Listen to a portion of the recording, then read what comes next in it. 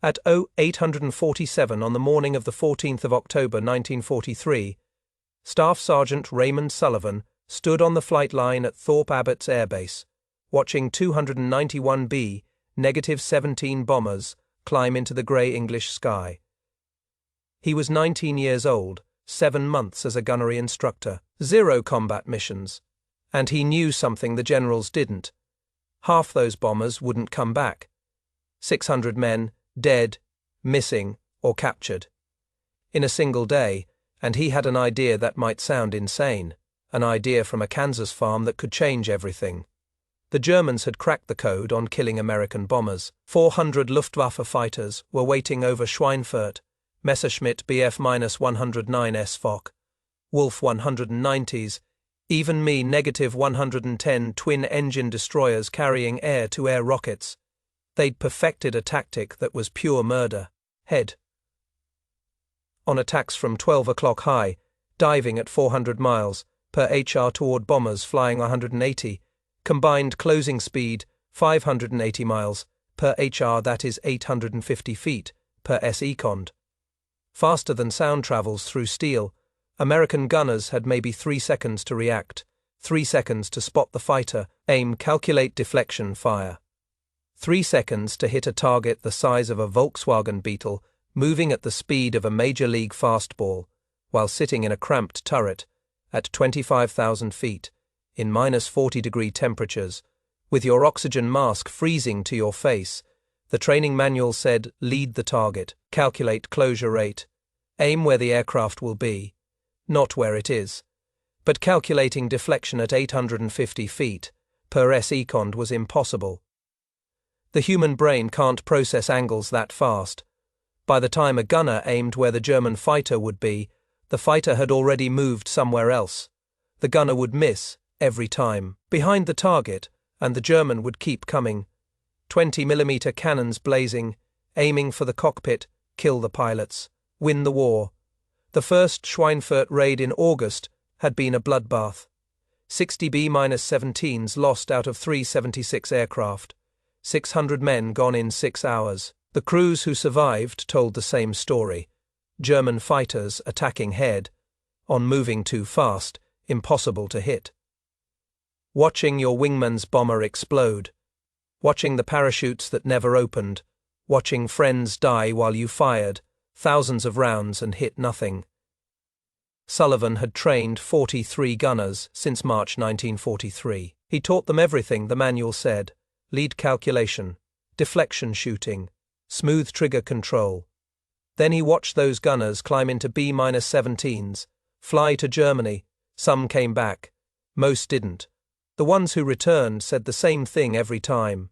German fighters coming straight in, too fast, can't hit them. Sullivan was watching men die because doctrine was wrong. But Sullivan had learned something growing up that the Army Air Force manual never mentioned. Something his father taught him on a farm outside Junction City, Kansas. Something about shooting coyotes that was about to change aerial warfare forever. Sullivan's family raised chickens, 200 birds. The farm's entire income depended on those chickens surviving winter. Coyotes came every year, down from the hills at dusk, kill 3-4 birds before anyone could stop them. In the winter of 1936, Sullivan's father lost 23 chickens to coyotes. That was $46 in revenue, half a month's income. Gone. When Sullivan turned 12, his father handed him a Winchester Model 62 rifle, 22 caliber, told him the chickens were his responsibility now. Lose them to coyotes, and the family doesn't eat. Simple as that. Sullivan's father taught him something strange, something that didn't make sense at first. He said, don't aim at the coyote. Don't aim where the coyote will be. Aim at a fixed point in space where the coyote has to pass through. Pick a spot. Hold your rifle steady on that spot. Let the coyote run into your bullets. The first coyote Sullivan shot was the 3rd of November, 1936. The animal was running toward the chicken coop. Maybe 30 miles. Per hour Sullivan picked the corner of the fence post, 40 feet from where the coyote was. He held his rifle on that corner. Didn't move, didn't track, just held steady. The coyote ran straight into the shot, dead before it hit the frozen ground. Sullivan used that method for 4 years, shot 47 coyotes. Never missed once, not one time, saved every chicken on the farm. His father never explained why it worked, just said it did. But Sullivan understood the physics even then. A running animal follows a predictable path. Pick a point on that path. The animal arrives at that point at a specific time. Put bullets in that space at that exact moment. The animal dies.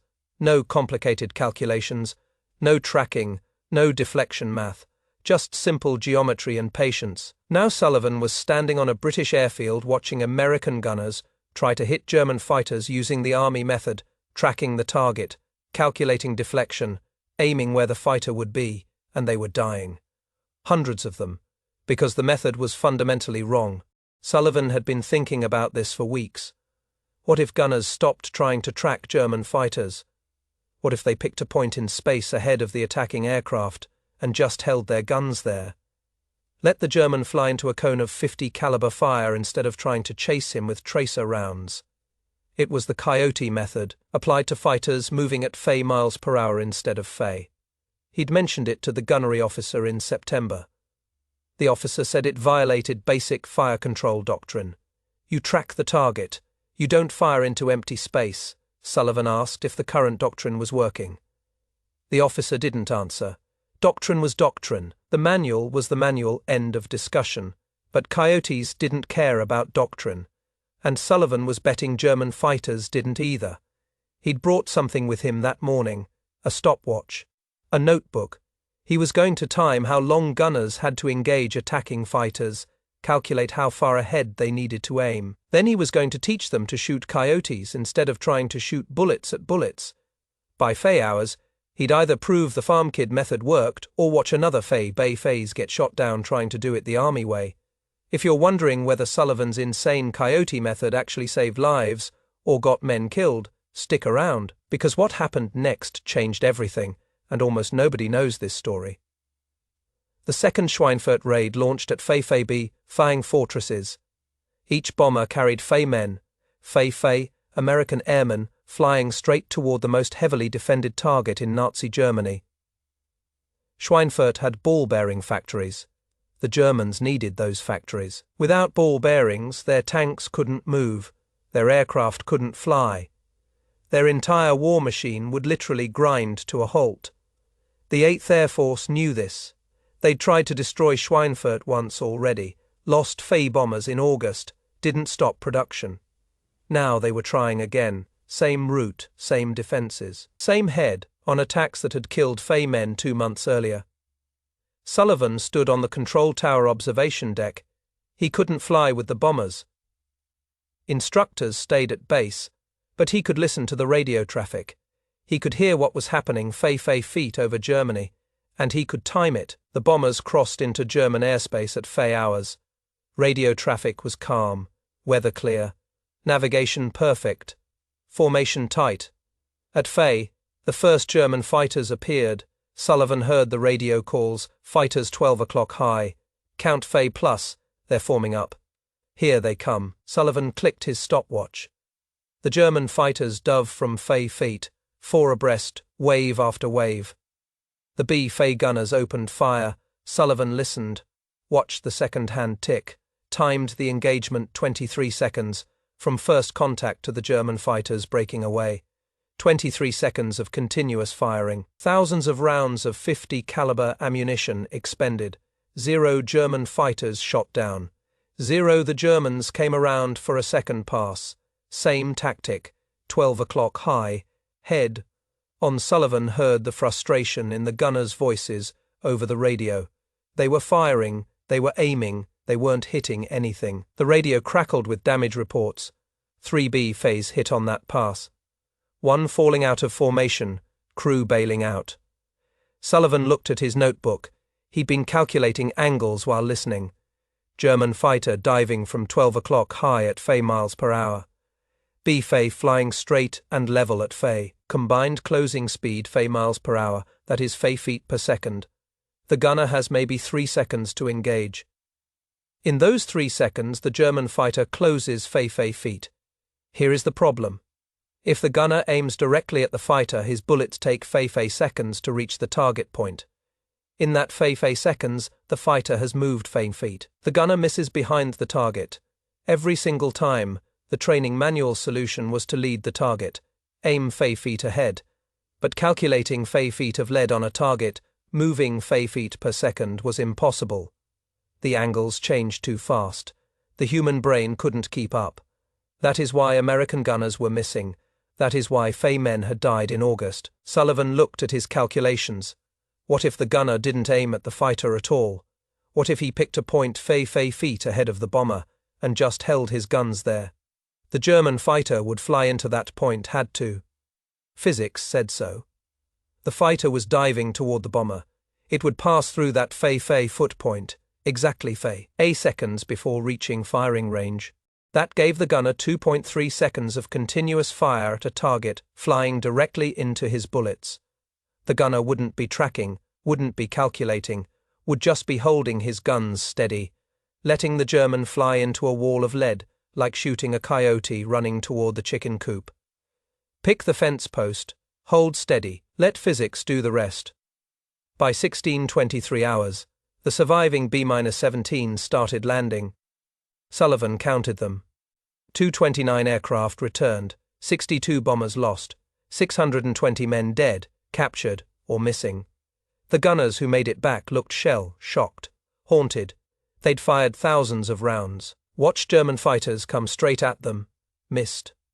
Watched their friends die. Sullivan found Sergeant William Morrison in the debriefing room. Morrison was a top turret gunner. He'd flown 11 missions, one of the best shots in the group. Sullivan asked him how many German fighters he'd hit today. Morrison said 0. Not for lack of trying. He'd fired 800 rounds, aimed carefully. Calculated deflection like the manual said, missed everything. Sullivan asked Morrison if he wanted to learn a different way, a way that didn't require calculating deflection. Morrison looked at him like he'd lost his mind. Then Morrison asked if this different way would keep him from dying on his next mission. Sullivan said maybe, probably, he didn't have proof yet, but the math worked. Physics said it should work. Morrison said he'd try anything. Dying according to the manual wasn't better than dying some other way. Sullivan gathered 6 gunners that evening, all top turret and ball turret gunners, all experienced. All frustrated they couldn't hit German fighters attacking head on. Sergeant William Morrison, duck hunter from Oregon. Staff Sergeant Joseph Brennan, machinist from Detroit. Technical Sergeant Thomas Kowalski from New Mexico. 3 younger corporals fresh from gunnery school. Sullivan showed them his notebook, showed them the calculations, explained the geometry. Don't track the target. Pick a point in space and hold your guns there. Let the German fly into your cone of fire. The gunners were skeptical. This violated everything they'd been taught. You track the target. You lead the target. You don't fire into empty space. Morrison asked the obvious question, how do you know where to aim if you are not aiming at the target? Sullivan drew a diagram, B-17 flying straight and level, German fighter diving from 12 o'clock high. The fighter's flight path is a straight line toward the bomber's nose. Pick any point on that line, hold your guns on that point. The fighter has to fly through it. Physics says so. Kowalski asked how far ahead to aim. Sullivan did the math. German fighter at 400 miles per h-hour, closure rate 580, that is 850 feet per s-econd. 50 caliber bullets travel at 2,800 feet per s-econd. Time of flight to 2,000 feet is 0.7 seconds. In 0.7 seconds, the fighter travels 595 feet, so aim 2,000 feet ahead of the bomber. The fighter will be at exactly that point 2.3 seconds before it reaches firing range. That gives you 2.3 seconds of shooting, while the fighter flies into your bullets. Brennan asked what happens if you miss the point. Sullivan said you don't miss the point. The point doesn't move. You are not tracking a moving target. You are holding your guns on a fixed position in space. The target moves. Your aim doesn't. It is like shooting a coyote running toward the chicken coop. Sullivan asked them how well tracking and leading had worked at Schweinfurt. Nobody answered. Sullivan said he'd set up a training flight tomorrow. ground gunnery range, test the method. If it didn't work, go back to the manual. If it worked, teach it to every gunner in the 8th Air Force. The next morning, Sullivan drove to the range with his 6 volunteers. He'd arranged for a P-47 Thunderbolt to make simulated head on passes at a B-17 on the ground. The P-47 pilot was Captain James Fletcher. 41 combat missions, he understood exactly what German fighters did to B-17s.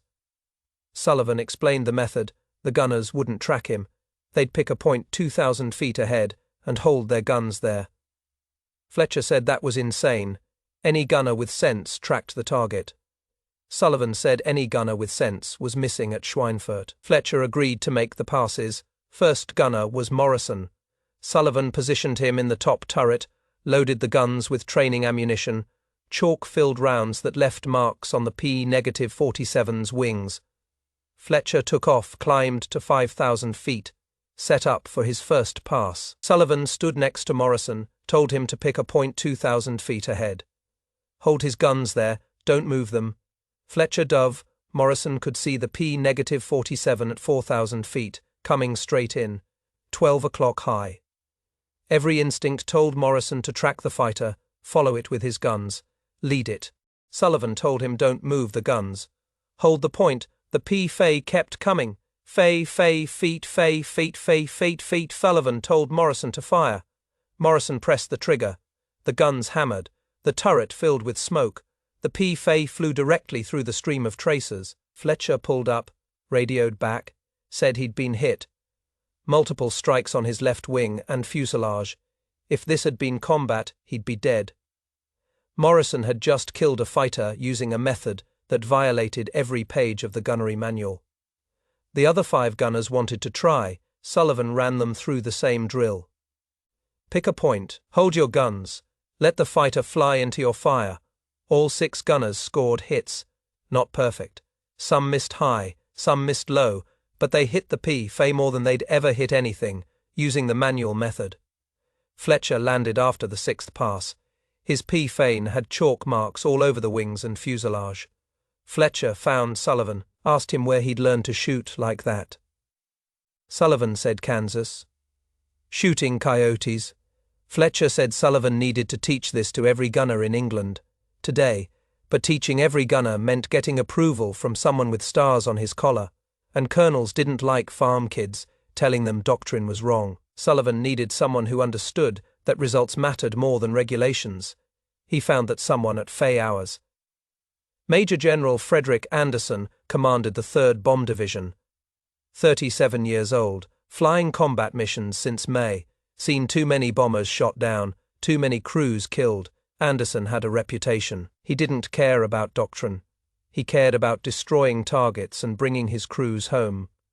Sullivan requested a meeting through official channels, got denied, went to Anderson's headquarters anyway. The aide tried to turn him away. Sullivan said he had a method that would cut bomber losses in half. The aide said Anderson didn't have time for theoretical methods.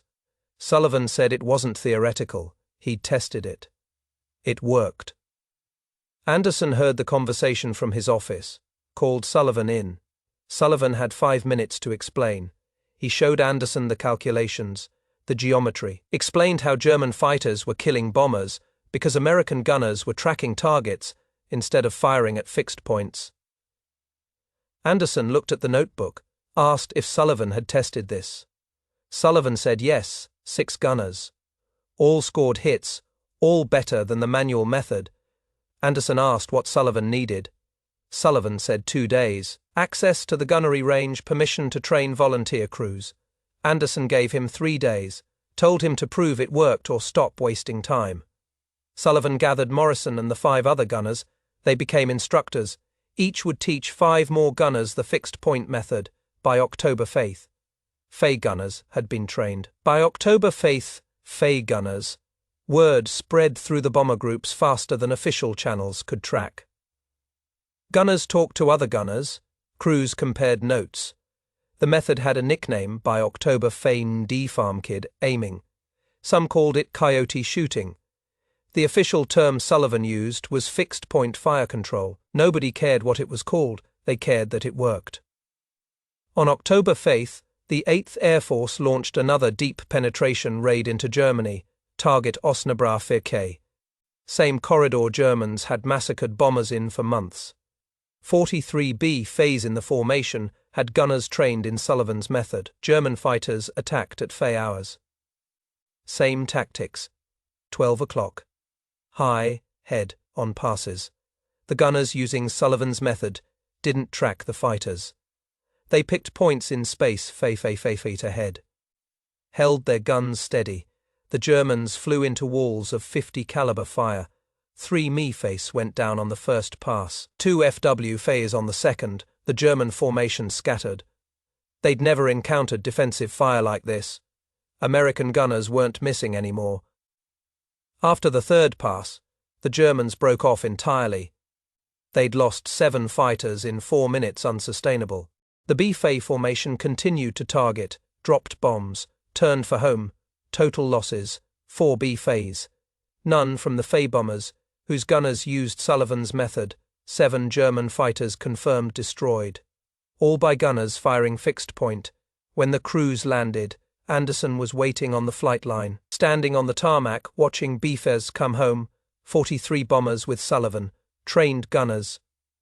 All Fay returned. The other formations had taken brutal casualties, 8 B-Fays from the Faced bomb group, 6 from the Faced, 5 from the Faith, but the formations with Sullivan's gunners came back intact. Morrison climbed out of his B-Fay with his hands shaking, not from fear, from the realization he'd just killed 2 German fighters, 2 confirmed kills, more than he'd achieved in his previous Fay missions combined. He found Sullivan on the flight line. Morrison's flight suit was soaked with sweat, his face black with gun smoke. He grabbed Sullivan's shoulder, said 4 words. "You saved my life." Brennan came next, ball turret gunner. He'd gotten 1 FW Fay on the third pass, said it was the first time he'd ever seen his bullets hit what he was aiming at. Said the German fighter just flew straight into his line of fire, didn't even have time to react. Kowalski had gotten 1 Me. Fay said he thought about Rodriguez, about watching his friend die while German fighters flew past untouched. Said today was different. Today the Germans learned what it felt like to die. Anderson watched the gunners debrief, watched them describe their kills, watched them realize they'd survived missions that should have killed them. He found Sullivan, asked how many gunners he'd trained. Sullivan said Fay across 4 bomb groups.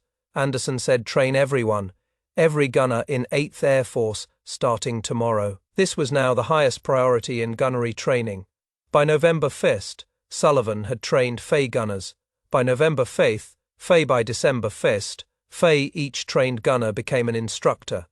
The method spread exponentially, the results were undeniable. Bomber formations with trained gunners had Fay% fewer losses than formations using manual doctrine. German pilots noticed the change. Luftwaffe, after-action reports from November, mentioned that American defensive fire had become significantly more effective. Head, on attacks that had been relatively safe, were now suicidal. German fighter commanders started avoiding 12 o'clock attacks entirely, switched to beam attacks from 3 o'clock or 9 o'clock. But those attacks were slower, gave bomber gunners more time to engage, were less effective at killing bombers quickly. The tactical advantage Germans had enjoyed for months was disappearing, all because a farm kid from Kansas had learned to shoot coyotes and realized German fighters were just coyotes with Fay-millimeter cannons. The method wasn't perfect. Some German fighters still got through. Some gunners couldn't adapt to fixed-point method. Some crews still died, but the kill ratio had shifted decisively. In September Fay, before Sullivan's method, the 8th Air Force lost Fay-heavy bombers in combat. German fighters were the primary cause. In December Fay, after widespread adoption of fixed-point fire control, losses dropped to Fay bombers. German fighter kills dropped by Fay%. The math was brutal but clear. Sullivan's method was keeping American bomber crews alive. By January Fay, the Luftwaffe had lost Fay fighters to bomber defensive fire in 3 months. Most were shot down using Sullivan's fixed-point method. German pilot training schools started teaching crews to avoid head on passes entirely. The tactic that had been the primary method for killing B-Fays was now forbidden. Sullivan continued training gunners through winter. He'd trained Fei gunners by February. Each one went into combat with a method that gave them a fighting chance against fighters that were faster and more maneuverable. In March, Sullivan received orders to return to the United States. The Army Air Force wanted him to teach the method at gunnery schools stateside, train new gunners before they deployed overseas. Sullivan spent the rest of the war at gunnery schools in Texas and Nevada. He trained Fei gunners. Everyone learned fixed-point fire control before they learned traditional tracking methods. By mid-Fei, the method was standard doctrine. The manual had been rewritten. Gunnery instructors taught Sullivan's method first. Traditional tracking was taught as backup technique for specific situations. The farm kid from Kansas had changed how the United States Army Air Force fought air combat. German losses to bomber defensive fire increased throughout Fei. The Luftwaffe lost Fei fighters to bomber gunners in Fei. More than twice the losses in Fei. Some of those kills came from improved tactics, some from better training, but most came from Sullivan's method, from gunners who'd learned to pick a point in space and let the enemy fly into their fire. But Sullivan never received official recognition. No medal, no commendation, no mention in official histories. The Army Air Force credited improved gunnery training in general. The method was officially developed by the Gunnery Training Command. Sullivan's name appeared in training documents as an instructor. Nothing more. Anderson knew the truth. He'd watched Sullivan save hundreds of crews, but Anderson was focused on winning the war. Individual credit could wait. The war ended in May. Sullivan was at Nellis Air Force Base in Nevada when Germany surrendered. He'd trained Fei gunners, changed tactical doctrine for an entire branch of service. Almost nobody knew his name. Sullivan stayed in the Army Air Force until Fei. He was offered a commission, declined, wanted to go home to Kansas, back to the farm, back to chickens and coyotes. He left the service in November. Fei Staff Sergeant Raymond Sullivan, 5 years of service, no medals for valor, no recognition for innovation, just a notebook full of calculations that had saved approximately Fei bomber crewmen's lives. Sullivan returned to his family farm in Kansas, raised chickens, shot coyotes. Lived quietly. He married in Fei, had 3 children, worked the farm for Fei years. When people asked about the war, he said he'd been a gunnery instructor, taught men to shoot. That is all, never mentioned the method. Never talked about Schweinfurt or the B-phase or the German fighters. His children didn't know their father had changed air combat doctrine until Fei. A military historian researching bomber defensive tactics found references to fixed-point fire control in training documents from Fei. The documents mentioned Staff Sergeant Sullivan as the originating instructor. The historian tracked Sullivan down through veteran registries. Sullivan was Fei years old by then, still working the farm, still shooting coyotes. The historian asked about the method. Sullivan confirmed the story, said it wasn't anything special, just applied what his father had taught him about leading coyotes. The historian calculated the impact based on loss rate reductions in bomber formations, using the method versus formations using traditional doctrine. Sullivan's technique had probably saved between Fei and Fei American bomber crew lives. 37 confirmed German fighters were shot down by gunners, specifically trained by Sullivan in November and December Fei. Hundreds more were shot down by gunners trained in the method by others. Sullivan said he'd never counted, just remembered the crews who came back. Morris and Fletcher, the others who'd tested the method and survived. Major General Frederick Anderson retired from the Air Force. In Fei Chief of Staff, 4 stars. One of the most influential military leaders of the 5th century, in his memoir. Anderson devoted 2 paragraphs to gunnery training innovations in Fei, mentioned improved fire control techniques, didn't mention Sullivan by name in private correspondence with other commanders. Anderson was more direct, wrote that a sergeant from Kansas had saved more bomber crews than any tactical innovation in the European theater. But Anderson never went public with that assessment. Institutional memory had already assigned credit to the Gunnery Training Command. The fixed-point method remained standard doctrine through the end of World War II. It was taught to gunners in the Pacific Theater. Royal Air Force bomber crews learned variations of it. After the war, the method became obsolete. Jet fighters moved too fast for machine gun defensive fire. Missiles and electronic countermeasures replaced manual gunnery.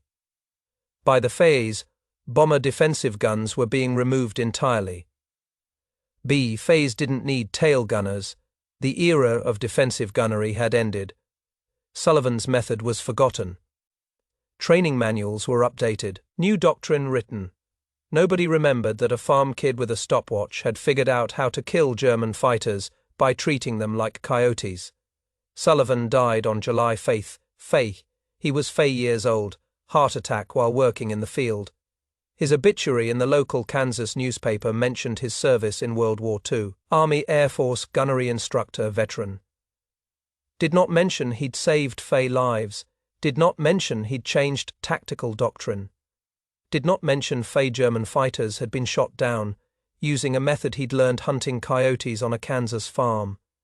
His funeral was small, family, a few friends, no military honors, no Air Force representatives. 3 men Sullivan didn't know attended. They introduced themselves after the service.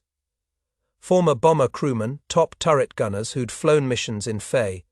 All 3 had been trained in Sullivan's method. All 3 credited that training with saving their lives. They'd tracked Sullivan down through veteran networks, wanted his family to know what he'd done, wanted them to understand their father had been more than a gunnery instructor. Sullivan's children learned the full story that day, learned about the calculations, the training sessions, the B-phase that came home because their father had figured out how to turn German fighters into targets. Today, Sullivan's story exists in fragments, training documents in the National Archives, interview transcripts from military historians, a paragraph in a book about bomber defensive tactics.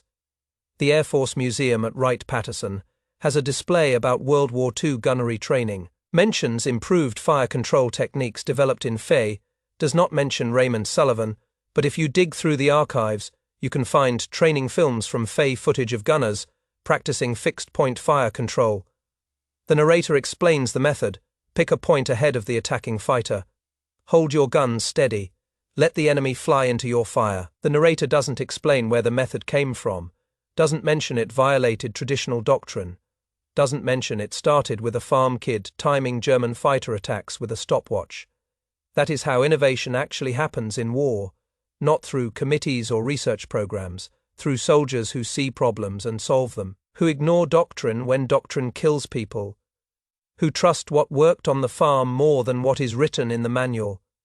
Sullivan shot coyotes for Fey years, never missed. Applied the same principle to German fighters, didn't miss them either.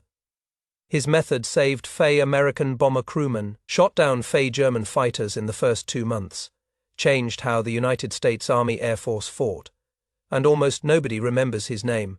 But you do now, and that matters.